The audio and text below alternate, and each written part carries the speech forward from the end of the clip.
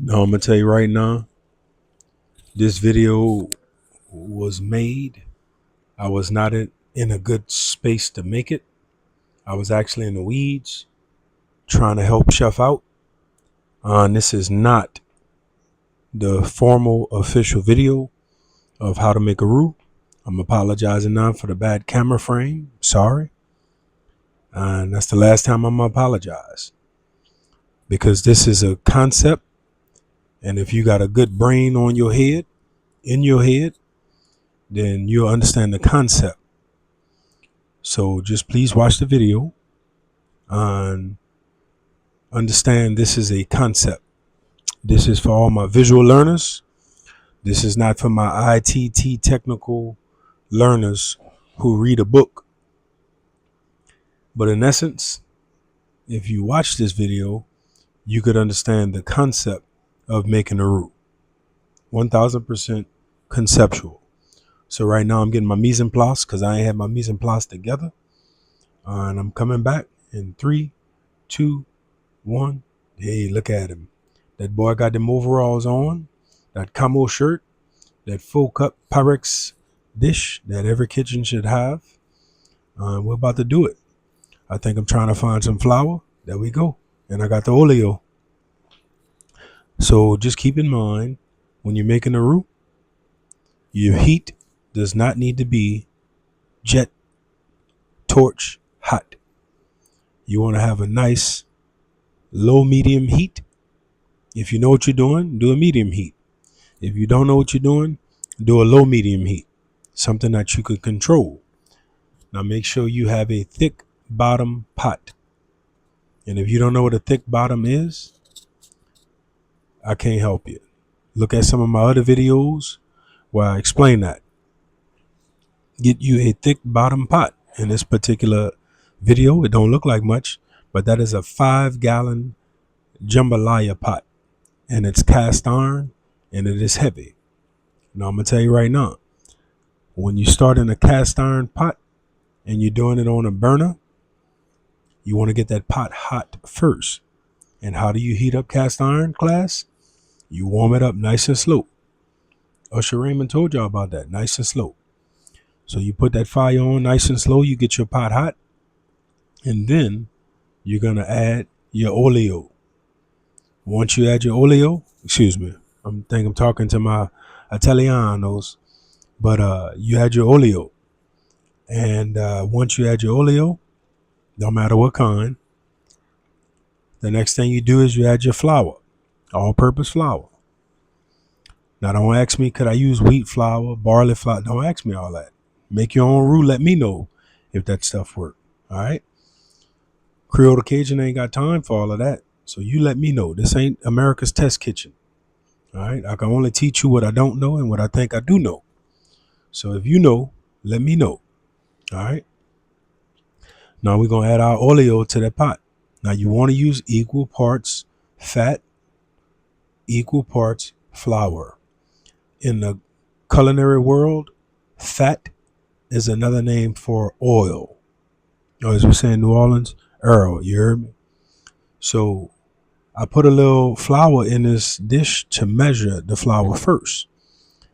Because I knew if I would have put it in after I used it to measure the oil, it would have did what it just did now, stuck.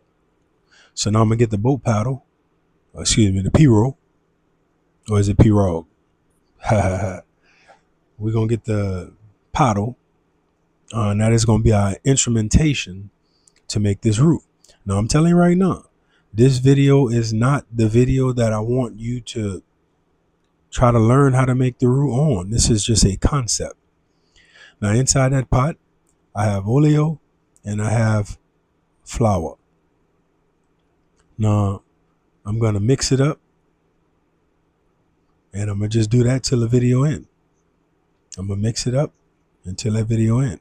Now you see I'm putting the flour on that pan, and I'm like, nah, I need the rest of that flour. That look all right. Do not eyeball. Listen to me good now. Do not eyeball your roux. If you put 2 cups of oil, you need 2 cups of flour. Do not eyeball it like I'm doing right now. Don't do that. Do not do that. Please do not do that. Now, I'm going to say that one more time now. Do not do that. This is the way you're going to mess your roux up. This is the way you'll never have your recipe together. Do not eyeball it, okay? It's a proven science. 1 part fat, 1 part flour. Now, some people who really know what they're doing, they do roux different. So they may not do 1 and 1, but you don't be those people until you made at least 7,000 roux, okay? Now, I'm just knocking the clumps down because it will clump. Some people use a whisk. I don't want to use metal in my pot. I'd rather use wood because I want to keep my pot nice and healthy, and I don't like to use metal in my pot. That's just what it is. Now, they got a lot of cooks out there, and they do great work cooking all of these dishes that we love down here, and they use metal. I don't like to do that. I'm not telling you to be like me. All right? Now, my boy calling me, and that's why I had to do a voiceover on this thing. And besides, I didn't want to hear that air conditioning running. So I'm just going to stir this thing, man. Like Bob Marley said, stir it up. Stir it up. Little darling, stir it up. So that's where we at. And we're going to do this until the roux gets the color deeper than a peanut, like a pecan, or the color that you want. Now, if you're out there in Lafayette, they're going to get that roux almost black as that pot. Or they'll get it like a fudge, you know. But they also use that browning liquid down there, Dale's browning seasoning liquid, and all of that other kitchen bouquet stuff. I don't use that stuff. Yeah, I love y'all in Lafayette now. Don't get me wrong. I just don't use that. I'll stand here for 19 hours and make that roux before I use any of those browning sauces. So anyway, that's just me.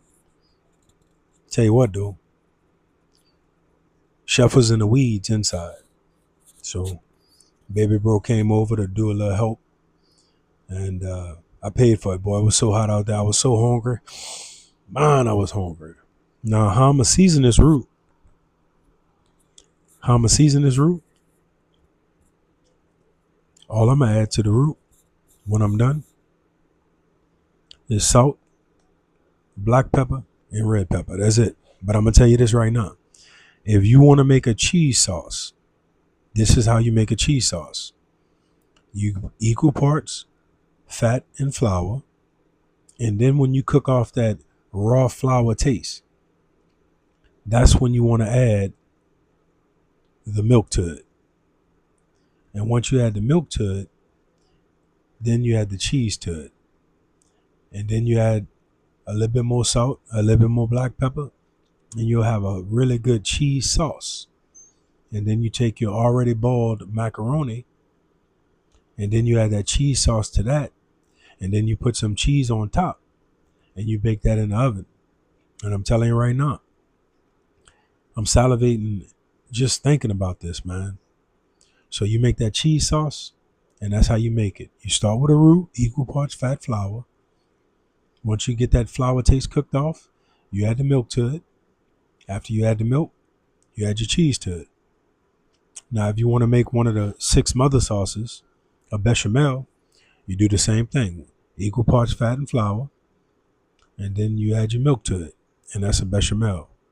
That's also a white gravy, as they call it out here in the hills or Cajun country, Tennessee, Kentucky, all those places, white gravy.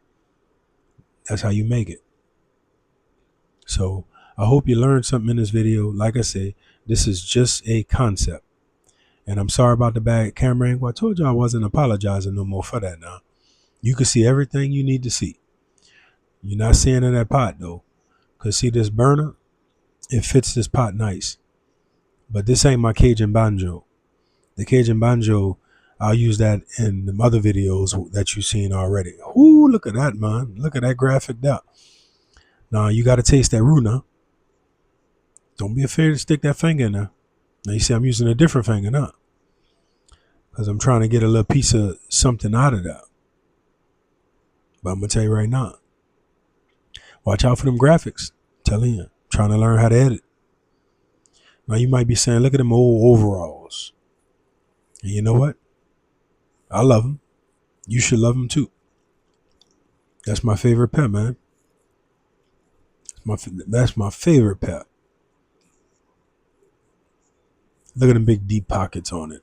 Your whole hind, you could have a man's hind, and that hind gonna fit in them overalls, man. I really love that so much. Now my camo shirt is a cotton shirt. It's mainly like a fall type shirt, but I'm out here stunting, man. I'm burning up. I think I drank like 4 bottles of water. Oh yeah, now look at that. Stir the bottom of your pot constantly. You see how my hand in my pocket and the other one putting up a peace sign? Don't do that. Don't do that with no roux.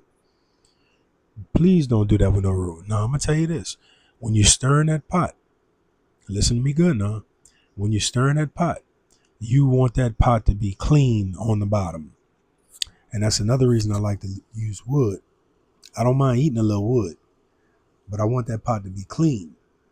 So in essence, what I'm doing as I'm stirring that roux, I'm scraping the pot, the whole pot, all on the sides, all on the bottom. That's how you do it. Hey, look, we made it to the end. So thank y'all for watching this video. Thank y'all for y'all support. And I'll see y'all at the next one. And y'all remember this now. Remember this. Y'all come back now, you hear?